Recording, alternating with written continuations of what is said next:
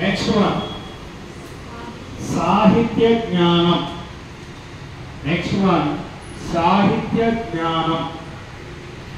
సాహిత్య జ్ఞానం అంటే దానికి ఏమేమి వస్తాయి?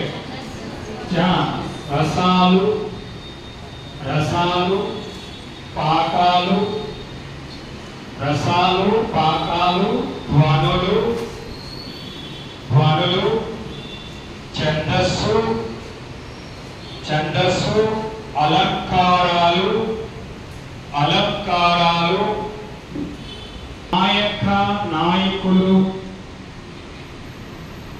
ఇవన్నీ కూడా ఎందులో వస్తాయంటే సాహిత్య జ్ఞానంలోకే వస్తాయి.